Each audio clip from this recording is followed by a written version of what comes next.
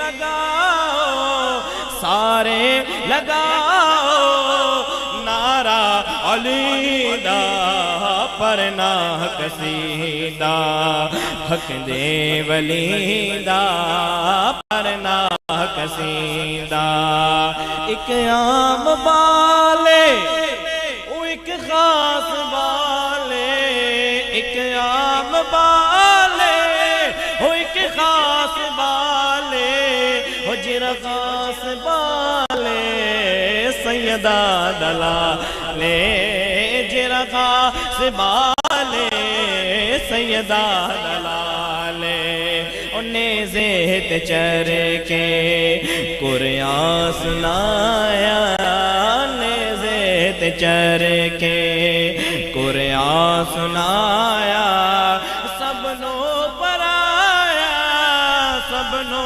پرایا کلمہ نبی دا پرنا قصیدہ حق دے ولی دا پرنا قصیدہ حق دے ولی دا اور حضرت عمر کے بارے میں اور بغض عمر بارے ایک چھوٹی جی عرض بغض عمر بارے ایک چھوٹی جی عرض لاحق جنانو اے موزمر سے لاحق جنانو اے موزمر سے چورے کدی بھی غزالی نہیں ہوندے چورے کدی بھی غزالی نہیں ہوندے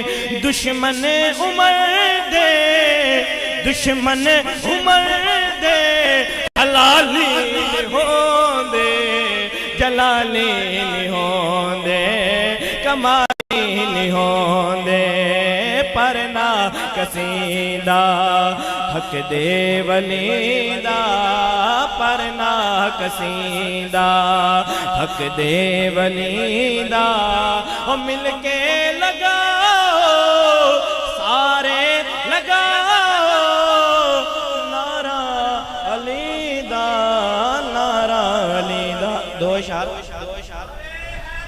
یا علی یا علی کیونکہ آج حضرت بابا فرید الدین گنجی شک رحمۃ اللہ تعالیٰ کا عرص مبارک ہے اس سالے سے منگتوں پہ نظر بابا گنج شکر منگتوں پہ نظر بابا گنج شکر منگتوں پہ نظر بابا گنج شکر منگتوں پہ نظر بابا گنج شکر آباد رہے تیرا پاک پتن آباد رہے تیرا پاک پتن منگتوں پہ نظر بابا گنج شکر آباد رہے تیرا پاک پتن تیری دید کو اپنی عید کہیں تیری دید کو اپنی عید کہیں سب تجھ کو فرید فرید کہیں سب تجھ کو فرید فرید کہیں دیتے ہیں صدا خواجہ کلیر کا دیتے ہیں صدا دیتے ہیں صدا دیتے ہیں صدا خواجہ کلیر کا آباد رہے تیرا پاک پتن آباد رہے تیرا پاک پتن میں کیوں نہ فرید فرید کہوں میں کیوں نہ فرید فرید کہوں میں کیوں نہ تیری چوکھٹ پر بیٹھوں میں کیوں نہ تیری چوکھٹ پر ہوں ہے تیرا در ہے در تیرا جنت سادر ہے در تیرا جنت سادر آباد تیرا پاک پتن منگتوں پہ نظر بابا گنج شکر منگتوں پہ نظر بابا گنج شکر آباد رہے تیرا پاک پتن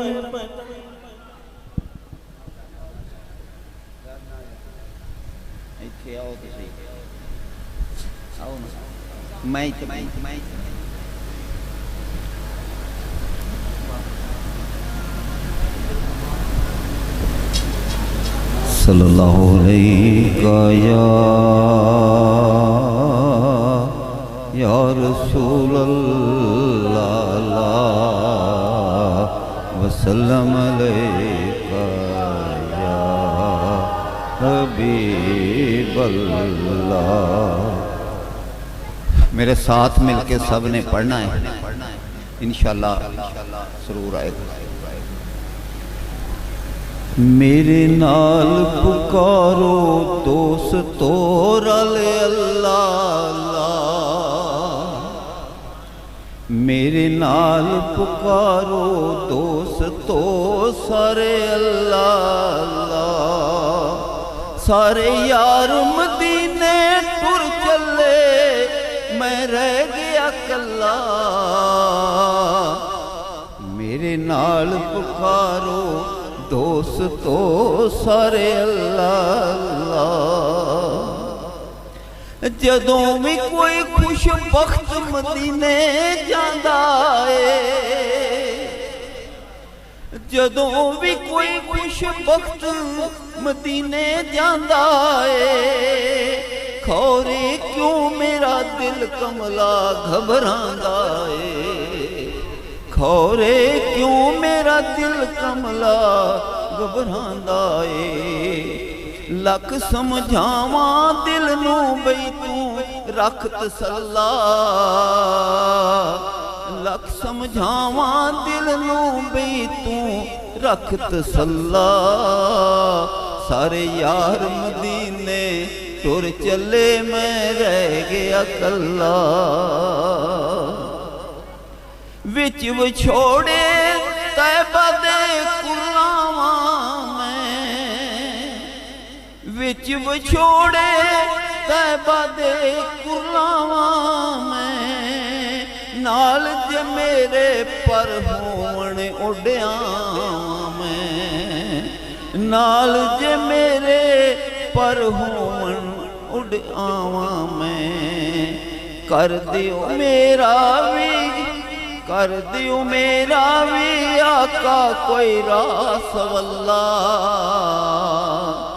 کر دیو میرا بھی آقا کوئی راس واللہ، سارے یار مدینے ٹر چلے میں رہ گیا کلا، دن رات ڈیکاں کدوں بلاوا آوے گا،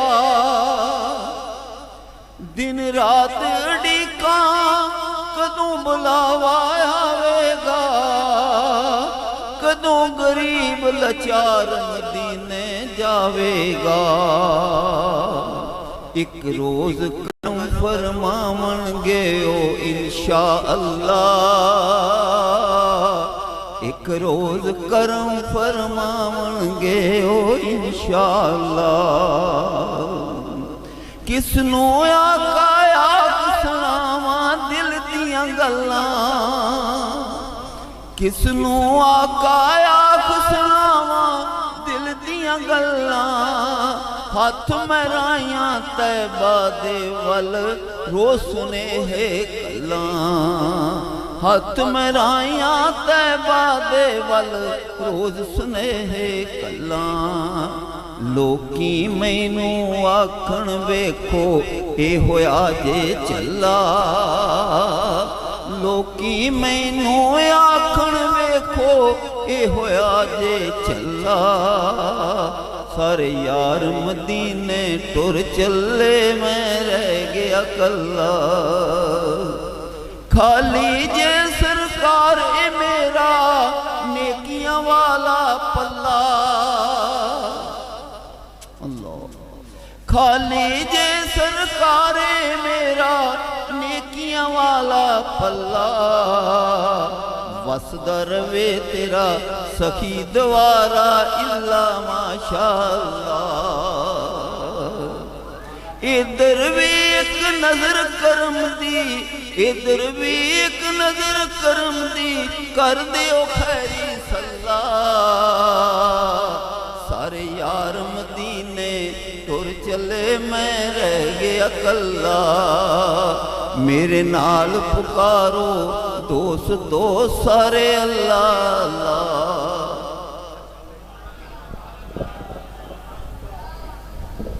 ماشاءاللہ سبحان اللہ صدیق عکس کمال محمد است صدیق عکس کمال محمد است فاروق ذل جاہ جلال محمد است عثمان ضیاء شمع کمال محمد است حیدر بہار خزال محمد است ایک سمت عمر ایک سمت علی عثمان ادھر حیدر ادھر ان جگمگ جگمگ تاروں میں مہتاب کا عالم کیا ہوگا چاہے تو اشارے سے اپنے چاہے تو اشارے سے اپنے وہ کایا ہی پلٹ دے دنیا کی یہ شان ہے خدمت گاروں کی سردار کا عالم کیا ہوگا یہ شان ہے خدمت گاروں کی سردار کا عالم کیا ہوگا اب میں دعوت خطاب پیش کرنے جا رہا ہوں فاضل نوجوان شمشیر اعلیٰ حضرت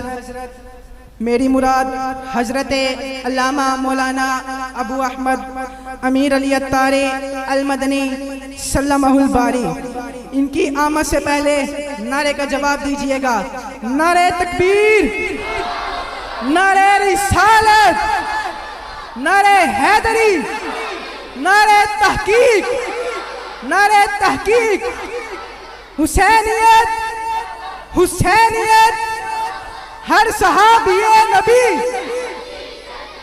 ہر صحابی نبی معاویہ اور علی جناب مولانا امیر علی الطاری صاحب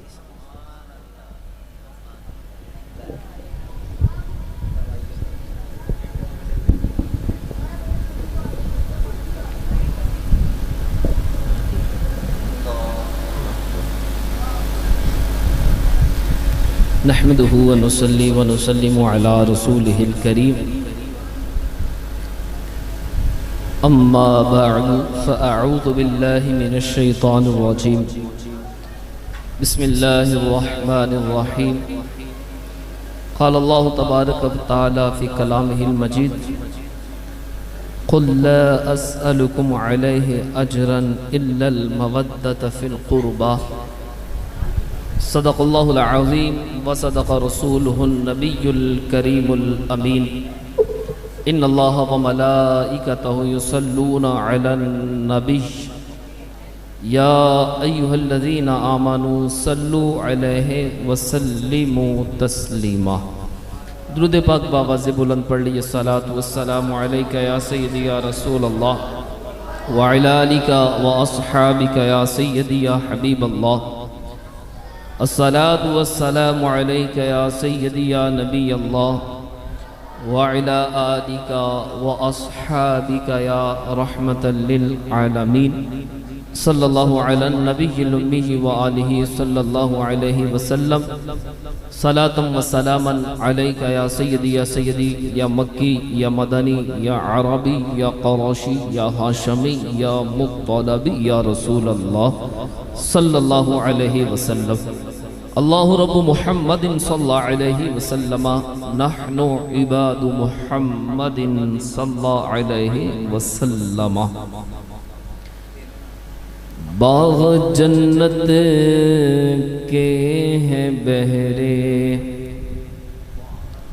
باغ جنت کے ہیں بہرے مدح خانے اہل بیت باغ جنت کے ہیں بہرے مدح خانے اہل بیت باغ جنت کے ہیں بہرے مدح خانے اہل بیت باغ جنت کے ہیں بہرے مدح خانے اہل بیت تم کو مجدہ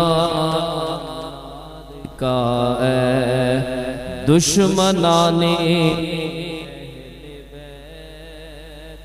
تم کو مجدہ نار کا دشمنان اہل بیت باغ جنت کے ہیں بہرے مدح خانے اہل بیت اور جن کی پاکی کا خدا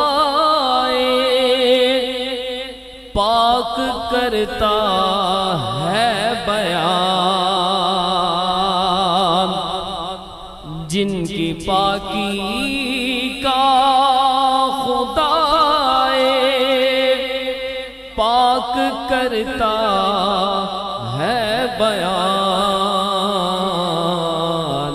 ارے آیا تطہیر سے ظاہر ہے شان اہل بیت آیا تطہیر سے ظاہر ہے شان اہل بیت باغ جنت کے ہیں بہرے مدح خانے اہل بیت اور جن کے گھر جبریل بھی بے اجازت آتے نہیں اور جن کے گھر جبریل بھی بے اجازت آتے نہیں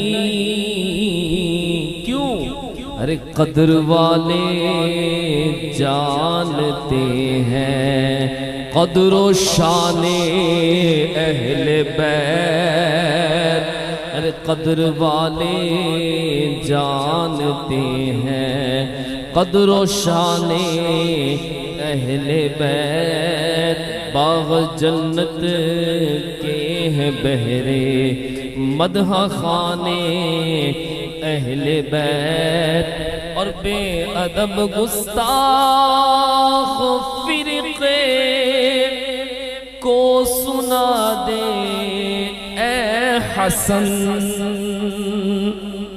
بے ادب گستاخ فرقے کو سنا دے اے حسن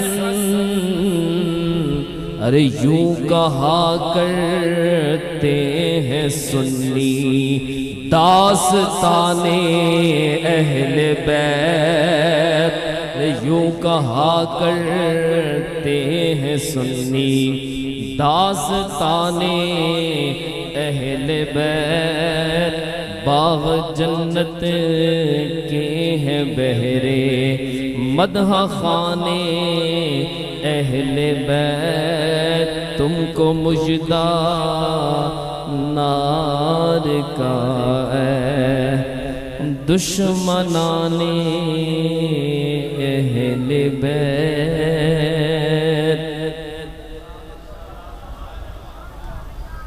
اللہ جل مجدہ الکریم کی حمد و ثنا کے بعد زینت بزم کائنات وجہ تخلیق کائنات اور رونق کائنات جان کائنات حسن کائنات نور کائنات والضحیٰ کے چہرے والے واللیل کے زلفوں والے علم نشرح کے سینے والے سید عالم نور مجسم فخر آدم و بنی آدم اور رسول بے مثال بی بی آمینہ کے لال احمد مجتبہ جناب حضرت محمد مصطفیٰ صلی اللہ علیہ وسلم کے دربار گہربار میں ہدیہ درود السلام پیش کرنے کے بعد الحمدللہ نورانی محافل میں سے آج ہماری یہ 5ویں نشست جاری ساری ہے جن مہینوں کو اللہ تبارک و تعالیٰ نے عظمتیں عطا فرمائی، حرمت عطا فرمائی، ان میں سے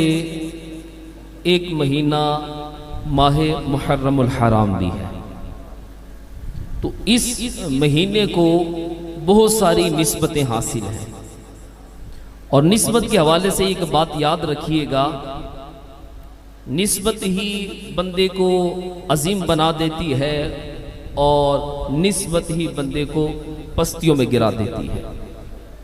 اگر نسبت عظمت والی چیز کی طرف ہو جائے گی تو اس کو بھی عزت مل جائے گی، اور اگر نسبت کسی حقیر شے کی طرف ہوگی تو یہ بھی حقیر ہو جائے گی۔ اس کو یوں سمجھیے، جوتا ہے ہمارے پاؤں میں آیا تو اتنا حقیر ہو گیا، اتنا کم تو ہو گیا کہ اب کسی کو مارنے کی ضرورت نہیں۔ اگر فقط اٹھا کے دکھا دیا جائے تو اگلے بندے کی توہین ہو جاتی ہے، کسی نے مجھے جوتا دکھا دیا۔ وجہ کیا ہے کہ یہ جوتا ہمارے پاؤں میں آیا، تو ہمارے پاؤں میں آنے کی وجہ سے یہ کمتر ہو گیا، یہ حقیر ہو گیا۔ یہ یوں کہہ لیں کہ نسبت یہ پاؤں ملنے کی وجہ سے عزت اس کی ختم ہو گئی۔ لیکن یہی جوتا اگر اللہ کے نبی کے پاؤں کے نیچے آ جائے تو فرشتے سر پہ اٹھا کے پھرتے ہیں۔ قرآن کے اندر تابوت سکینہ کا ذکر موجود ہے، تحملہ الملائکہ، کہ فرشتے اس تابوت سکینہ کو اپنے سر پر اٹھاتے ہیں۔ تو روایت کے اندر آتا ہے کہ اس تابوت سکینہ کے اندر اللہ کے ایک نبی کے نالین بھی تھے، اللہ کے ایک نبی کے جوتے مبارکہ بھی تھے۔ تو نسبت جو ہے یہ عظیم بنا دیتی ہے، نسبت جو ہے وہ عظمت عطا کر دیتی ہے۔ اب دیکھیے، یہ سارے شہر کس نے بنائے؟ اللہ نے بنائے۔ یہ سارے ملک کس نے بنائے؟ اللہ نے بنائے۔ یہ ساری زمینیں کس نے بنائی؟ اللہ نے بنائی۔ زمین پر یہ ساری چیزیں، پہاڑ، یہ مٹی، یہ سارے معاملات پیدا کرنے والی ذات اللہ تعالیٰ کی ہے۔ یہ سارے ملک اللہ تعالیٰ کے ہیں، سارے خطے اللہ تعالیٰ کے ہیں، یہ پوری کی پوری زمین اللہ تعالیٰ کی ہے۔ لیکن ایک خطہ، ایک ٹکڑا، ایک زمین کا حصہ ایسا بھی ہے، اس کے بارے میں رب کائنات فرماتا ہے، لا اقسم بہذا البلد، مجھے شہر مکہ کی قسم، باری تعالیٰ یہ شہر مکہ کی قسم اٹھا رہا ہے۔ یہ پاکستان بھی تو نے بنایا، یہ ہندوستان بھی تو نے بنایا، یہ یمن و شام سارے تو نے بنائے ہیں، لیکن باری تعالیٰ یہ ملک حجاز مقدسہ کی قسم تو قرآن میں یاد فرما رہا ہے۔ آخر اس کی فضیلت کیا ہے، اس کی وجہ کیا ہے؟ ساری زمین بنانے والا تو ہے، لیکن اس شہر کی قسمیں قرآن میں یاد کر رہا ہے۔ کبھی تخیلات میں یہ بات آتی ہے کہ یہاں پر کعبۃ اللہ ہے، اللہ کا گھر ہے، اس وجہ سے رب کائنات نے شہر مکہ کی قسم یاد فرمائی۔ کبھی تخیلات میں یہ بات آتی ہے یہاں پر چاہے زمزم ہے، جناب اسماعیل علیہ السلام کے ساتھ نسبت پانے والا یہ کنواں ہے، اس وجہ سے شہر مکہ کی قسم یاد فرمائی۔ کبھی تخیلات میں یہ بات آتی ہے یہاں پر مقام ابراہیم ہے جس کو مسلح بنانے کا حکم دیا، اس وجہ سے شہر مکہ کی قسم یاد فرمائی۔ کبھی تخیلات میں یہ بات آتی ہے یہاں پر سنگ اسود ہے، حجر اسود ہے، جنتی پتھر ہے، اس وجہ سے مکہ کی قسم یاد فرمائی۔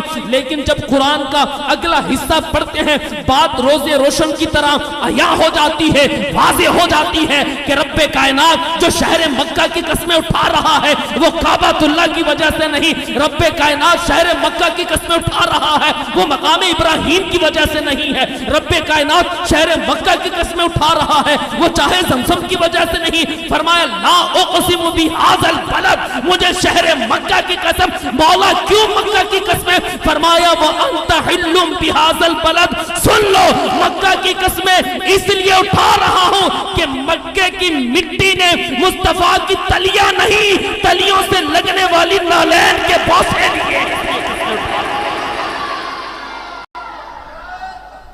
اللہ اکبر، یا رسول اللہ، حق جاریات یا علی۔ تو یارو یہ مٹی اگر تلموں سے لگنے والی نالین کے ساتھ مس ہو جائے تو پورے کا پورا شہر عظمت والا بن جاتا ہے، پورے کا پورا شہر فضیلت والا بن جاتا ہے، پورے کا پورا شہر رفعت والا بن جاتا ہے۔ اور یہاں بات سمجھتے جائیے گا، جودی پہاڑ جہاں نوح علیہ السلام کی کشتی ٹھہری وہ پہاڑ عظمت والا ہوا۔ حضرت موسیٰ علیہ السلام وادی مقدسہ کے اندر آئے وادی سینا کے اندر، وہ وادی اتنی عظمت والی ہو گئی اور مقام ابراہیم کو نسبت جناب ابراہیم علیہ السلام سے ہوئی، وہ پتھر وہ ٹکڑا عظمت والا ہو گیا، وہ خطہ عظمت والا ہو گیا۔ صفا مروہ پہ جناب حاجرہ السلام اللہ علیہ دوڑتی ہیں، یہ اللہ کی نشانیاں بن گئی۔ تو پتہ چلا کہ جس خطے کو، جس ٹکڑے کو نسبت حاصل ہوتی رہی، وہ ٹکڑا، وہ خطہ، وہ حصہ عظمت والا ہوتا رہا، وہ ٹکڑا عظمت والا ہوتا رہا۔ لیکن قربان جائیے امام الانبیاء کے مقام و مرتبہ پر میرے محبوب نے ان گلیوں میں قدم لگا دیے۔ وہ گلیاں نہیں، وہ بازار نہیں، وہ محلہ نہیں، وہ خطہ نہیں، وہ ٹکڑا نہیں، وہ وادی نہیں، بلکہ پورے کا پورا شہر مکہ فضیلت والا بن جا گیا ہے، شہر مکہ عظمت والا بن گیا ہے۔ تو یہ نسبت عظمت دیتی ہے، یہ نسبت بلند کرتی ہے، یہ نسبت ترقیاں دیتی ہے۔ اللہ اکبر۔ اگلی بات سنیے، پھر میں انشاءاللہ محبوب کی آل کی جو نسبت ہے اس کو بیان کرتا ہوں۔ امت، ہمارے بارے میں کیا فرمایا؟ کنتم خیر امت، تم بہترین امت ہو۔ اب بہترین کا جو ٹائٹل ہمیں ملا، کیا اس وجہ سے ملا کہ ہمارے اندر بے ایمانی ہے؟ نہیں۔ کیا ہم دھوکہ دہی کرتے ہیں اس وجہ سے بہتر ہو گئے؟ ہم ایک دوسرے کے ساتھ خیانت کرتے ہیں، کیا اس وجہ سے بہتر ہو گئے؟ اچھا مان لیا جی برائی کرنے سے کوئی فضیلت والا نہیں ہوتا، گناہ کرنے سے کوئی عظمت والا نہیں ہوتا، تو کیا یہ کہا کہ تم بہترین نمازی ہو؟ نہیں۔ کیا رب نے یہ فرمایا تم بہترین حاجی ہو؟ نہیں فرمایا۔ کیا یہ فرمایا کہ تم بہترین زکوٰۃ دینے والے ہو؟ نہیں فرمایا۔ کیا یہ فرمایا کہ تم بہترین زکوٰۃ دینے والے ہو؟ نہیں فرمایا۔ نہ بہترین زکوٰۃ دینے والا بھی نہیں فرمایا، بہترین حج کرنے والا بھی نہیں فرمایا، بہترین عبادت کرنے والا بھی نہیں فرمایا۔ فرمایا کنتم خیر امت، تم بہترین امت ہو۔ مولا امتیں تو اور بھی ہیں، کتنی امتیں ہیں، اب اس امت کو بہترین امت کیوں کہا گیا؟ تو کہا تمہارے حج کی وجہ سے نہیں، تمہاری زکوٰۃ کی وجہ سے نہیں، تمہارے جہاد کی وجہ سے نہیں، تمہاری عبادت اور ریاضت کی وجہ سے نہیں، بلکہ نسبت مصطفیٰ کی مل رہی ہے۔ فرمایا کنتم خیر امتی۔ امتی جو بنتا ہے وہ نسبت مصطفیٰ سے بنتا ہے، وہ تعلق مصطفیٰ سے بنتا ہے۔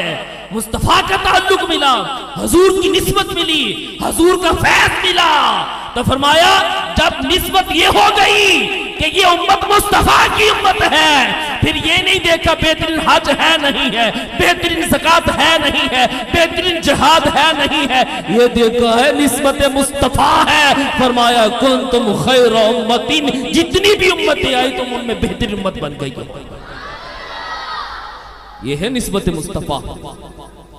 آگے 4 آسمانی کتابیں، تورات، زبور، انجیل، قرآن مجید، ان میں عظمت والی کتاب قرآن پاک ہے۔ تورات کس کا کلام؟ اللہ کا۔ زبور کس کا کلام؟ اللہ کا۔ انجیل کس کا کلام؟ اللہ کا۔ قرآن کس کا کلام؟ اللہ کا۔ یہ سارے اللہ کے کلام۔ تو ایسا تو نہیں اللہ کا بعض کلام بعض سے افضل ہو، بلکہ وہ ذات و صفات کمالیہ سے متصف ہے، اس کی ہر صفت جو ہے کمال ہے۔ ایسا تو نہیں ہو سکتا کلام اسی کا ہے وہ اس سے افضل ہو یا وہ کم و معزل، ایسا تو نہیں ہے۔ باری تعالیٰ فرق کیا ہے؟ تورات بھی تیری کتاب ہے، زبور بھی تیری کتاب ہے، انجیل بھی تیری کتاب ہے، قرآن بھی تیرا کلام، زبور بھی تیرا کلام، انجیل بھی تیرا کلام، یہ سارا تیرا کلام ہے، لیکن قرآن کو عظمت کیوں دی جا رہی ہے؟ فرمایا یہ نہ دیکھ کلام کس کا ہے، قرآن کو عظمت مل رہی ہے، نسبت مصطفیٰ کی طرف کی جا رہی ہے، نسبت امام الانبیاء کی طرف کی جا رہی ہے۔ تو یہ قرآن بھی عظمت والا ہو گیا، یہ قرآن بھی فضیلت والا ہو گیا۔ اللہ اکبر۔ مزید چلیے، بیویاں کس گھر کے اندر نہیں؟ ہر گھر کے اندر بیوی ہے، ہر گھر کے اندر خواتین ہیں، لیکن جن کو نسبت مصطفیٰ سے ہو گئی، جو مصطفیٰ کے بستر کی زینت بن گئی، فرمایا یا نساء النبی اب تم عام عورتیں نہیں ہو، تمہارا مقام ان سے براء البراء ہے۔ تو کیا یہ تقوی میں زیادہ تھی؟ تقوی میں تو اور عورتیں بھی تھی۔ کیا ان کا نسب اعلیٰ تھا؟ تو جس نسب سے ان کا تعلق ہے اس نسب میں تو اور بھی خواتین تھیں۔ کیا ان کی کیا فضیلت ہے؟ کہا فضیلتیں ساری ایک طرف جو نسبت مصطفیٰ مل گئی ہے وہی سب سے بڑی فضیلت ہے، وہی سب سے بڑھ کر ان کی فضیلت ہے۔ اللہ اکبر، اللہ اکبر۔ اب چلیے اصحاب کی طرف۔ صحابی عرفی معنی کر لیں سنگی ساتھی، تو سب کے سنگی ہوتے ہیں، سب کے ساتھی ہوتے ہیں، سب کے ساتھ رہنے والے ہوتے ہیں۔ اولاد کی بات کر لیں، آل کی بات کر لیں، ہر گھر کے اندر آل ہے، سب کی اولاد ہوتی ہے۔ لیکن جب ٹائٹل لگ جاتا ہے نا اصحاب رسول، جب ٹائٹل لگ جاتا ہے نا آل رسول، تو پھر یہ ٹائٹل جو لگا آل رسول ہونے کا، اصحاب رسول ہونے کا، تو اس نے ان اصحاب کو کائنات کے اصحاب سے ممتاز کر دیا۔ آل رسول ہونے کے ٹائٹل نے اس آل کو کائنات کی تمام آل سے ممتاز کر دیا۔ فرمایا یہ عام آل نہیں ہے، یہ مصطفیٰ کی آل ہے، یہ عام اصحاب نہیں ہے، یہ مصطفیٰ کے صحاب ہے۔ اور مصطفیٰ کے صحاب کی شان کیا ہے، یہ ممتاز کیوں ہے؟ کیونکہ یہ مصطفیٰ کے سامنے بیٹھنے والے ہیں، یہ حضور کے سامنے بیٹھنے والے ہیں۔ ایک سادہ سی بات کر کے میں آگے بڑھتا چلا جاتا ہوں۔ سامنے کو بندہ ہو جس کو دیکھ رہے ہوں، تو دیکھنے والے کی آنکھوں میں سامنے والے بندے کا عکس آنکھوں میں آ جاتا ہے، اور اس کی آنکھوں میں دوسرے بندے کا جو ہے وہ عکس آ جاتا ہے۔ تو کہا محبوب کے صحابہ کو معمولی نہ سمجھنا، صحابہ وہ ہے کہ جن کی پتلیوں میں مصطفیٰ رہتے ہیں، اور صحابہ وہ ہے جو مصطفیٰ کی پتلیوں میں رہتے ہیں، ان کو معمولی نہ سمجھنا۔ اللہ اکبر، اللہ اکبر۔ صحابہ کی بات، یہ محبوب کے صحابہ ہیں۔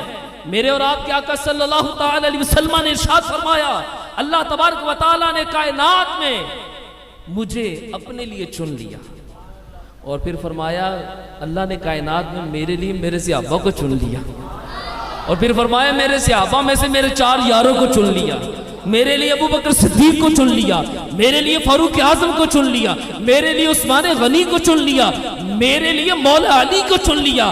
بلکہ روایت بیان کرنے والے خود مولا علی ہے۔ فرمایا اے علی، رب کائنات نے مجھے حکم دیا ہے کہ ابو بکر کو اپنی وزارت کے لیے چن لو، عمر کو مشاورت کے لیے چن لو، عثمان کو سہارے کے لیے چن لو، اور اے علی فرمایا علی کو اپنی مدد کے لیے چن لو۔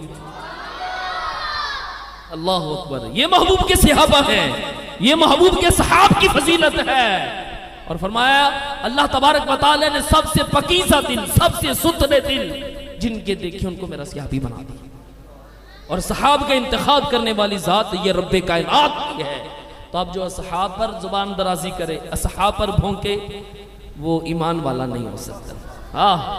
وہ جہنمی کتوں میں سے کتا ہے، جو محبوب پاک کی نسبتوں کا لحاظ نہ کرے، جو محبوب پاک کے تعلق کا لحاظ نہ کرے۔ اللہ اکبر۔ تو اب میں ایک اور بات سمجھا کے آگے چلتا ہوں۔ شاہ جی ہمارے یہاں دیہاتوں میں ہوتا ہے، جاتے ہیں پتہ چلتا ہے یہ شاہ جی ہیں، تو یہ نہیں دیکھتے ہیں اس کا عقیدہ کیسا ہے، یہ بڑی ایک بریک بات کرنے لگا ہوں، اس کا نظریہ کیسا، بات دیکھا جی شاہ جی تو بیٹھ گئے۔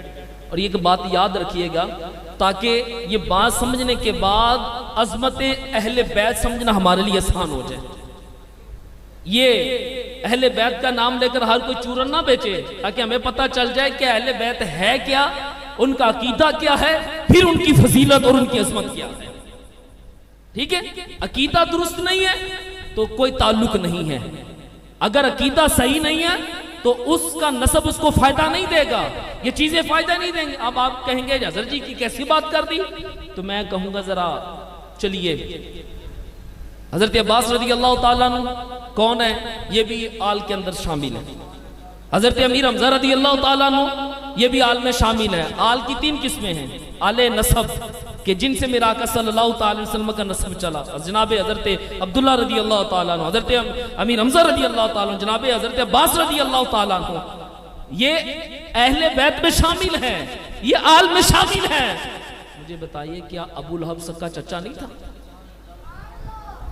ابو لہب سکا چچا نہیں تھا؟ کیا وہ آل میں شامل ہے؟ رشتہ داری تھی، سکا چچا تھا، وہ آل میں شامل نہیں۔ امیر حمزہ آل میں شامل ہے، جناب عباس آل میں شامل ہے۔ تو پتہ چلا آل میں شامل ہونے کے لیے صرف نسب نہیں دیکھا جاتا، یہ بھی دیکھا جاتا ہے اس کا عقیدہ مصطفیٰ والا ہے یا نہیں ہے۔ ابو لہب آل میں شامل نہیں، کیوں نہیں؟ عقیدہ مصطفیٰ والا نہیں ہے. امیر حمزہ آل میں شامل ہے، عقیدہ مصطفیٰ والا ہے. جناب عباس آل میں شامل ہے، عقیدہ مصطفیٰ والا ہے. ابو لہب آل میں شامل نہیں، عقیدہ مصطفیٰ والا نہیں. اب یارو سنو، آل میں وہی شامل ہے جس کا عقیدہ مصطفیٰ. اب مصطفیٰ کا عقیدہ کیا ہے؟ امام الانبیاء کا عقیدہ کیا ہے؟ میرے اور آپ کے آقا کا عقیدہ کیا ہے؟ سن لو میرے آقا کا عقیدہ کیا ہے. فرمایا ابو بکر فی الجنہ، عمر فی الجنہ، عثمان فی الجنہ، علی فی الجنہ، طلحہ فی الجنہ. یہ 10 جماعت صحابہ کی یہ جنتی ہے. جس کا عقیدہ ہے ابو بکر جنتی ہے، عقیدہ مصطفیٰ والا ہے. جس کا عقیدہ عمر جنتی ہے، عقیدہ مصطفیٰ والا ہے. جس کا عقیدہ عثمان جنتی ہے، عقیدہ مصطفیٰ والا ہے. جس کا عقیدہ علی جنتی ہے، عقیدہ مصطفیٰ والا ہے. اس کا نسب بھی مصطفیٰ والا ہے، اس کا عقیدہ بھی مصطفیٰ والا ہے.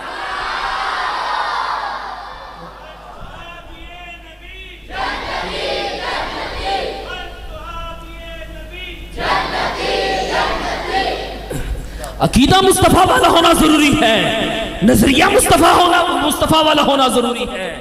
اب دیکھیے جناب نوح علیہ السلام، قوم نافرمانی کر رہی، 900 سال 950 سال قوم کو تبلیغ فرمائی، گنتی کے لوگ مسلمان ہوئے.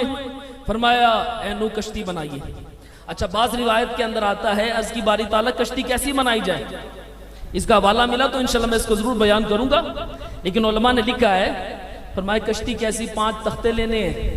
ایک تختے پہ مصطفیٰ کا نام لکھ دینا ہے، ایک تختے پہ ابو بکر کا نام لکھ دینا ہے، ایک پر عمر کا نام لکھ دینا ہے، ایک پر عثمان کا نام لکھ دینا ہے، ایک پر علی کا نام لکھ دینا ہے. طوفان آیا، تھپیڑیں آئیں، کشتی کنارے سے لگ جاتی ہے. اگر نوح علیہ السلام کی کشتی پر یہ نام ہو، کشتی کنارے لگ جائے، تو جس کے دل میں ان 5 ناموں کا پیار ہوگا، دل میں یہ 5 نام کندہ ہوں گے. مصطفیٰ کا نام ہوگا، ابو بکر کا نام ہوگا، عمر کا نام ہوگا، عثمان کا نام ہوگا، علی کا نام ہوگا. رافضیت کے جھٹکے آئے، خارجیت کی تھپیڑیں آئے، اس کی کشتی ایمان بچاتے ہوئے منزل مسعود تک پہنچ ہی جائے گی. اللہ اکبر. بیٹا ایک منافق نکلا کنان، کشتی میں نہیں بیٹھا، جا کے پہاڑ کی پناہ لینے لگا کہ پہاڑ اللہ نے بنایا ہے، اس کی پناہ لیتا ہوں. لیکن پہاڑ نے بھی پناہ نہ دی. جب پانی آیا غوطے کھانے لگے تو جناب نوح علیہ السلام عرض کرتے ہیں باری تعالیٰ کیا تو نے وعدہ نہیں کیا تھا کہ میری آل کو، میرے اہل کو بچا لیا جائے گا. ان نبنی، یہ میرا بیٹا بھی ہے، من اہلی، میری اہل میں سے بھی ہے، میری آل میں سے بھی ہے.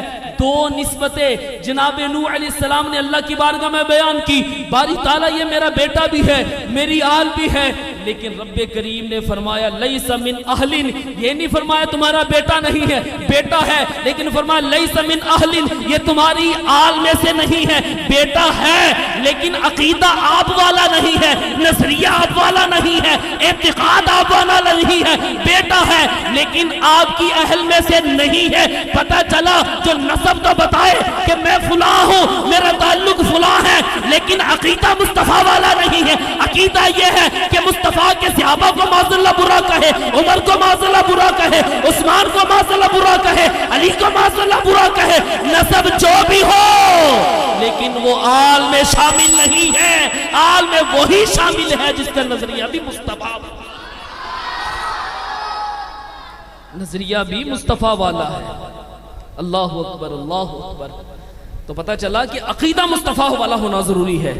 خالی نسب کو لینا کام نہیں دے گا، لیکن اگر نسب بھی ہے، عقیدہ بھی ہے، عملی طور پر کچھ معاملات سست ہیں، لیکن میرے اعلیٰ حضرت امام اہل سنت فتاوی رضویہ شریف میں لکھتے ہیں صحیح زیادہ ہے، صحیح العقیدہ ہے، کچھ بھی ہے، ہم عمل کریں، گارنٹی نہیں ہے قبول ہے یا نہیں ہے، لیکن نسب مصطفیٰ کا ہے، عقیدہ بھی مصطفیٰ والا ہے.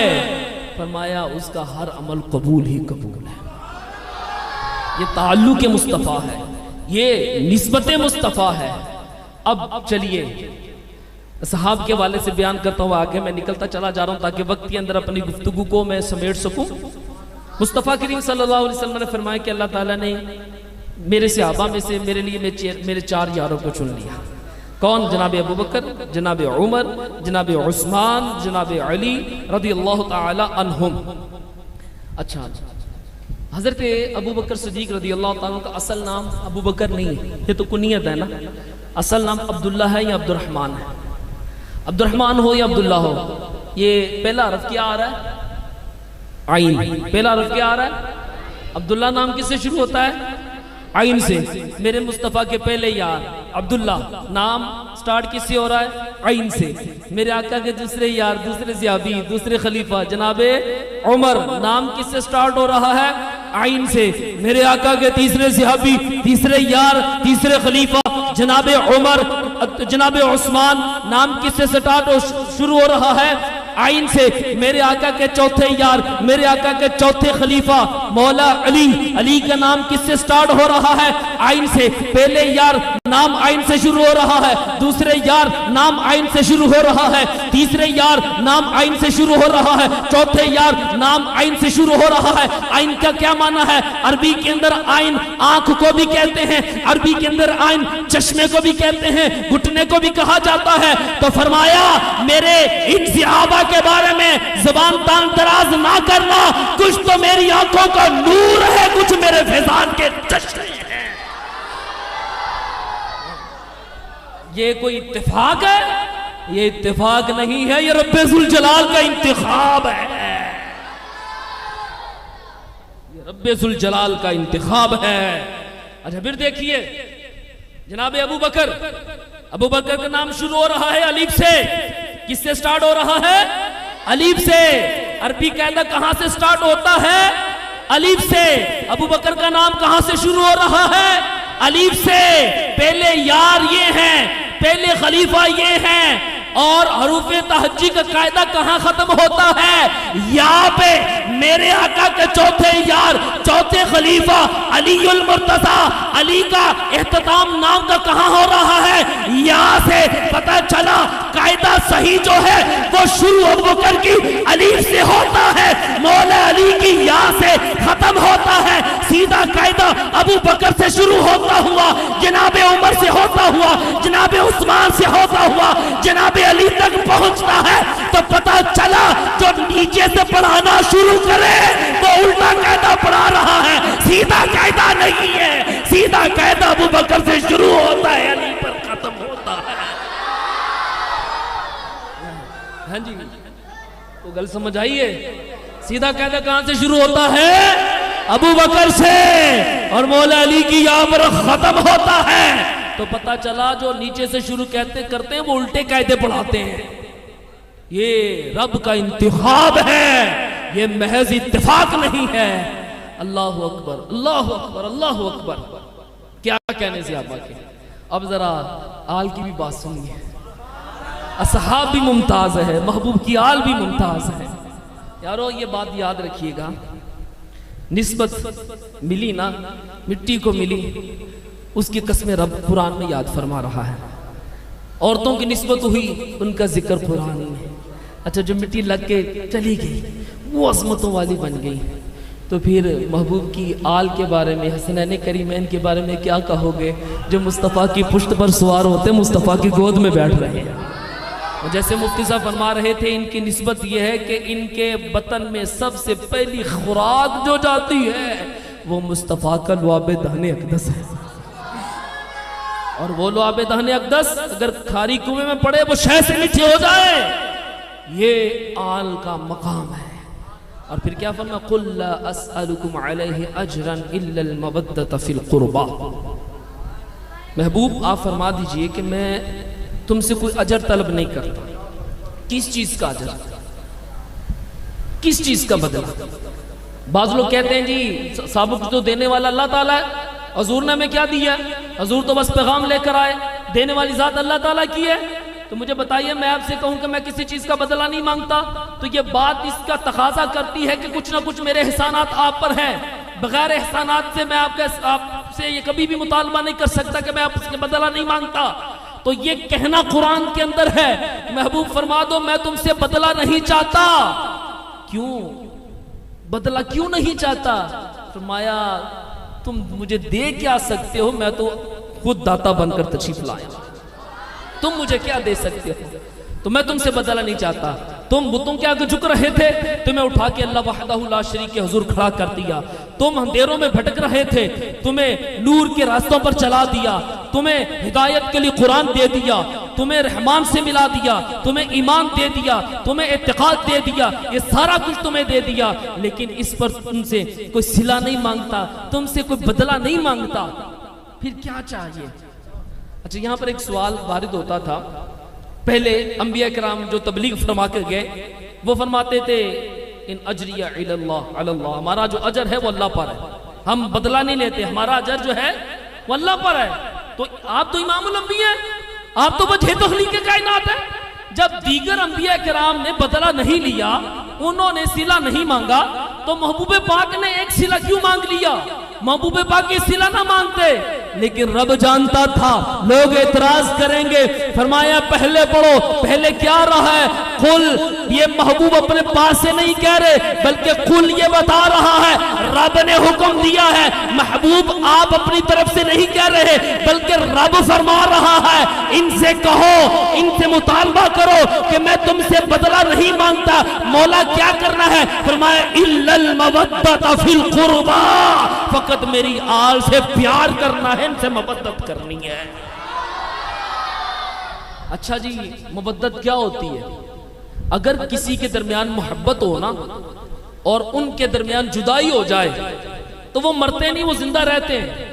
جہاں جدا ہو کے چلے گئے وہ وہاں پر زندہ ہے، یہ جدا ہو کے ادھر چلا گیا وہ یہاں پر زندہ ہے۔ لیکن اگر کہیں مودت ہو اور ان کے درمیان جدائی ہو جائے وہ زندہ نہیں رہتے۔ امام راضی نے لکھا مچھلی کو پانی کے ساتھ محبت نہیں ہے بلکہ مودت ہے۔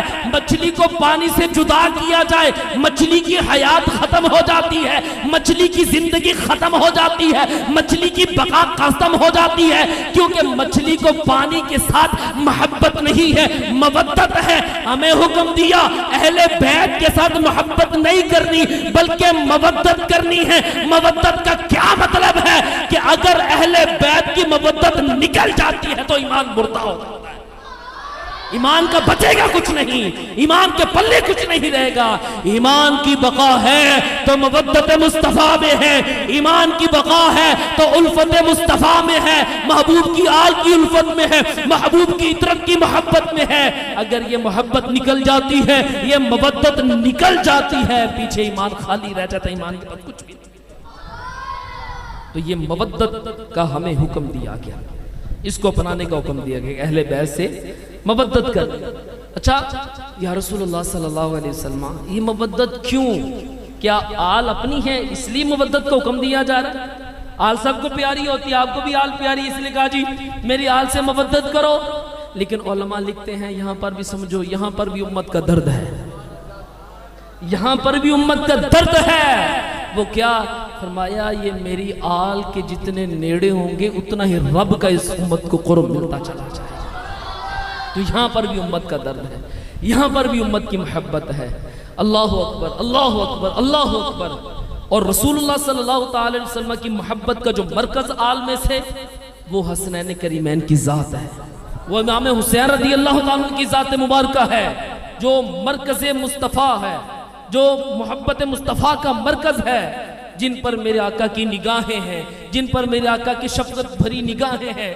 بلکہ نماز کے اندر جب یہ شہزادے میرے آقا کی پشت مبارکہ پر آ کے سوار ہوتے تھے تو بعض صحابہ نے کہا کہ شہزادوں آپ نہ کیا کرو، حضور جانے جانا نماز میں ہوتے ہیں، آپ پشت پر آ جاتے ہیں، سجدے طویل ہو جاتے ہیں، آپ اس طرح نہ کریں۔ تو فرمایا میرے صحابہ خبردار، ان کو نہیں روکنا، ان کا یہ انداز بھی میرے رب کو پسند ہے، ان کی یہ ادائیں بھی میرے رب کو پسند ہے۔ اور بعض روایت کے اندر آتا ہے کہ حسنین کریمین گھر سے غائب ہو گئے، جناب فاطمہ الزہرا رضی اللہ تعالیٰ عنہ اماں جان پریشان ہوگی، چادر تطہیر لی، بارگاہ مصطفیٰ میں آئی، کہا بابا جان شہزادے نہیں مل رہے، جانتی تھی نا کہ آگے جا کے انہوں نے بڑے بڑے امتحان دینے ہیں، چلو جب تک نگاہوں کے سامنے ہے ان کا خیال رکھوں۔ پریشان ہو گئی کہ یا رسول اللہ صلی اللہ علیہ وسلم شہزادے کہاں تشریف لے گئے، مل نہیں رہے۔ جب جناب سیدہ حضور علیہ السلام کی بارگاہ میں عرض کرتی ہیں، اتنے میں جبریل امین رب کا پیغام لے کر آ جاتے ہیں، اور جبریل امین آ کے عرض کرتے ہیں یا رسول اللہ صلی اللہ علیہ وسلم، اب کوئی وحی لے کر نہیں آیا، قرآن کی آیت نہیں لے کر آیا، بلکہ آپ کی شہزادی کے لیے رب کا سلام لے کر آیا ہو، رب کا سلام لے کر آیا ہو۔ اور فرمائیے کہ بیٹا پریشان نہ ہو، فلاں فلاں باغ میں یہ شہزادے کھیلتے کھیلتے چلے گئے تھے، اور وہاں پر ٹھنڈی ہوا کے جھونکے تھے، وہاں پر آرام کر رہے ہیں۔ میرا آقا صلی اللہ علیہ وسلم جاتے ہیں تو حضور کیا دیکھتے ہیں؟ ایک فرشتہ ہے، دو نورانی پر ہیں، ایک پر نیچے رکھا ہوا ہے، ایک پر اوپر رکھا ہوا ہے، شہزادے بیچ میں آرام کر رہے ہیں۔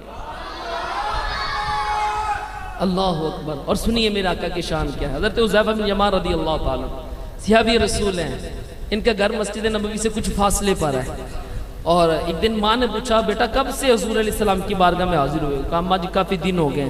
تو ماں نے وہ تھوڑا سا خفت کا اظہار کیا، تو اجازت لی، ماں اجازت دے تو میں حضور کی بارگاہ میں جاتا ہوں، زیارت کرتا ہوں اور آپ کے لیے جا کے دعا کروں گا۔ حضرت حذیفہ رضی اللہ تعالیٰ نکلے، مغرب کی نماز میں حضور کے پیچھے پہنچے، نماز مغرب حضور کی اقتداء میں ادا کی۔ اب نماز کے بعد وہ محبت والوں کا ہجوم بے قرار تھا، رش تھا، موقع نہ ملا حضور کے قریب جا سکے۔ اتنے میں عشاء کی نماز کا وقت ہو گیا، مؤذن نے اذان پڑھی، میرا آقا نے امامت فرمائی، امامت فرماتے ہوئے حضور علیہ السلام حجرہ مقدسہ کی طرف جا رہے ہیں، حجرہ کی طرف جا رہے ہیں۔ اچھا جنہوں نے ریاض الجنہ کو دیکھا ہے، مسجد نبوی کو دیکھا ہے، یہ محراب مبارکہ ہے، ادھر دل والی جانب حجرہ مقدسہ ہے، یہاں سے فجر کا وقت ہوتا ہے، میرے آقا امامت کے لیے تشریف لاتے ہیں، امامت فرماتے ہیں، یہاں سے واپس تشریف لے جاتے ہیں، ظہر کا وقت ہوتا ہے، امامت کے لیے تشریف لاتے ہیں، امامت فرمائی حجرے میں تشریف لے گئے، عصر مغرب عشاء اس طرف سے میرے آقا جا رہے ہیں، آ رہے ہیں۔ دنیا کی کسی مسجد میں چلے جائیے، پہلی صف اور پہلی صف میں دائیں جانب کو فضیلت والا قرار دیا جاتا ہے، دائیں جانب جا کے کھڑا ہوا جاتا ہے کہ ادھر نماز پڑھنے کے لیے جگہ مل جائے، لیکن مسجد نبوی میں جائیے، یہ جہاں کا دستور الگ ہے، یہاں پر دائیں جانب نہیں بلکہ جو دل جانب والے حصہ ہے اس طرف جا کے کھڑے ہونے کو پسند کیا جاتا ہے۔ وہ خطہ کیا ہے؟ اس کو ریاض الجنہ کہا جاتا ہے، اس کو جنت کی کیاری کہا جاتا ہے، اس کو جنت کا ٹکڑا کہا جاتا ہے۔ کیوں کہا جاتا ہے؟ حضور آئے، اس جگہ نے حضور کے قدموں کو چوما، میرے آقا واپس تشریف لے کرے، پھر اس جگہ نے حضور کے قدموں کو چوما، کثرت سے حضور کے قدموں کو چوم چوم کر یہ ٹکڑا جنت کی کیاری بن گیا۔ اچھا میرے آقا امامت فرما کے حجرہ کی طرف جا رہے ہیں، جناب حذیفہ رضی اللہ تعالیٰ پریشان ہوئے، ماں کو جا کر کیا جواب دوں گا؟ جب ماں نے پوچھا بیٹا میرے لیے دعا کروائی ہے تو دعا کا موقع نہیں ملا، اب پریشانی کی عالم میں حضور کے پیچھے پیچھے چلنے شروع ہو گئے۔ حضور کا رخ زیبا حجرہ انور کی طرف ہے اور جناب حذیفہ بن یمان حضور کے پیچھے پیچھے چلنا شروع ہو گئے، رخ انور آگے ہیں، جناب حذیفہ پیچھے ہیں۔ قدموں کی آواز آئی تو فرمایا کیا حذیفہ ہے؟ عرض کی نعم، جی ہاں یا رسول اللہ صلی اللہ علیہ وسلم حذیفہ ہوں۔ دھیان مبارکہ آگے ہے، نظر مبارکہ آگے ہے، پیچھے جناب حذیفہ ہے، دیکھا نہیں ہے۔ قدموں کی آہٹ سن کے فرمایا کیا حذیفہ ہے؟ نعم یا رسول اللہ، ہاں یا رسول اللہ حذیفہ ہوں۔ فرمایا اے حذیفہ اللہ تیری بھی بخشش کرے، تیری ماں کی بھی بخشش کرے۔ فرما کس مقصد کے لیے آیا تھا؟ جناب حذیفہ کا مقصد کیا تھا؟ آئیں گے حضور کی بارگاہ میں، ماں کی دعا کے لیے عرض کریں گے کہ یا رسول اللہ ماں کی مغفرت کے لیے دعا فرما دیجئے۔ ابھی میرے آقا کا رخ زیبا بھی آگے ہے، پوچھا نہیں کون ہے، مقصد جانا نہیں، فرمایا آنے والے کیا تو آیا ہے؟ اللہ تیری بھی بخشش کرے، تیری ماں کی بھی بخشش کرے، بتا کس مقصد کے لیے آیا ہے؟ جناب حذیفہ وجد میں آ کے کہتے ہیں یا رسول اللہ صلی اللہ علیہ وسلم جو مقصد تھا، جو تمنا تھی، جو آرزو تھی وہ ابھی دل میں تھی، لبوں پر نہیں آیا۔ آقا دلوں کی بات بھی جان لی ہے، بتانے کی حاجت ہی نہیں ہے۔ اللہ اکبر اللہ اکبر اللہ اکبر۔ پھر اس موقع پر میرے آقا فرماتے ہیں حذیفہ ابھی ابھی ایک فرشتہ آیا ہے، آج سے پہلے وہ زمین پر کبھی نہ آیا تھا، اور آ کے اس نے خبر دی ہے یا رسول اللہ صلی اللہ علیہ وسلم آپ کی شہزادی جنتی عورتوں کی سردار ہے، ان الحسن والحسین سید شباب اہل الجنہ، آپ کے یہ شہزادے، آپ کے یہ دو پھول حسن و حسین جنتی جوانوں کے سردار ہیں۔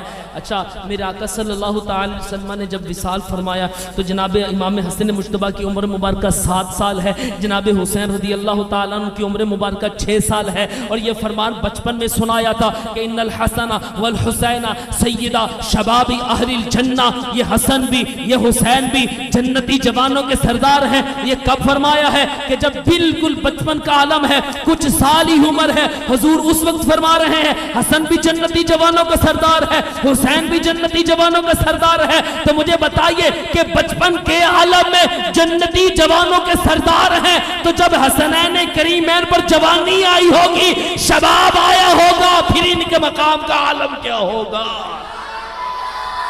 پھر ان کی رفت کا عالم کیا ہوگا، پھر ان کی عظمت کا عالم کیا ہوگا، پھر ہم کیا کہیں؟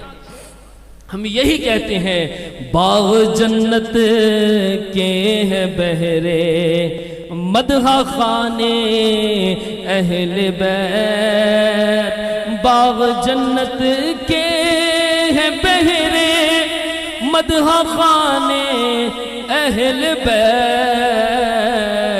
ارے تم کو مجدہ نار کا ہے دشمنان اہل بیت، تم کو مجدہ نار کا ہے دشمنان اہل بیت، اور بے ادب گستاخ فرقے کو سنا دے اے حسن، بے ادب گستاخ فرقے کو سنا دے اے حسن، ارے یوں کہا کرتے ہیں سنی داستان اہل بیت، یوں کہا کرتے ہیں سنی داستان اہل بیت، اور ہم حسین والے نہیں، ہم تو واہ حسین والے، واہ حسین واہ حسین واہ حسین ہے، ہم تو حضور کی ان کی شجاعت کا بیان کرنے والے، ان کی رفتوں کا بیان کرنے والے ہیں۔ اللہ اکبر اللہ۔ خادم صاحب قبلہ رحمت اللہ تعالی علیہ وہ ایک بڑا پیارا شعر پڑھا کرتے تھے، قوت ہندیا زور نہ لایا تے بیٹھے مل رضائی، دنیا ہوتے پیاسے گئے دین دنی دسائی ہے۔ یہ آجمت المبارک میں نے 2 باتیں عرض کی تھی، ایک تو یہ کہ جب امام علی مقام امام حسین رضی اللہ تعالیٰ عنہ مکہ سے عراق کی طرف جا رہے ہیں تو رستے میں ایک صاحب میں نے کہا کنواں کھود رہا ہوں، پانی بہت کم ہے، آپ دعا کر دیجئے نا۔ شہزادے رسول ہیں، پانی لیا، کلی کی ڈول میں ڈال دی، فرمایا کنویں میں ڈال دو، کنویں میں ڈالا، پانی بڑھ بھی گیا، پانی میٹھا بھی ہو گیا۔ تو یارو جو شہزادے کنویں کا پانی بڑھا سکتے ہیں، میٹھا کر سکتے ہیں، کیا وہ کربلا کے میدان میں پانی نہیں منگوا سکتے؟ منگوا سکتے ہیں۔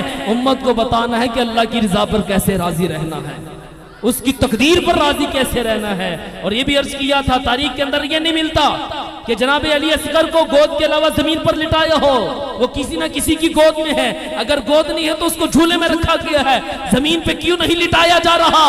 اس خدشے سے کہ اگر زمین پر لٹاتے ہیں اور یہ شہزادے ایڑیاں رگڑتے ہیں تو کہیں زمزم کا چشمہ پھر سے نہ نکل آئے۔ ان کے پردادا جناب اسماعیل ایڑیاں رگ رہے ہیں تو چشمے نکل آئے، تو یہ بھی تو اسی گھرانے کے چشم و چراغ ہے، یہ بھی تو اس گھرانے کے نور ہیں، کیونکہ ہمیں تو ہمارے امام اہل سنت نظریہ دے گئے، عقیدہ دے گئے، کیا تیری نسل پاک میں ہے بچہ بچہ نور کا، تیری نسل پاک میں ہے بچہ بچہ نور کا، ارے تو ہے عین نور تیرا سب گھرانہ نور کا، تو ہے عین نور تیرا سب گھرانہ نور کا۔ تو ہم نے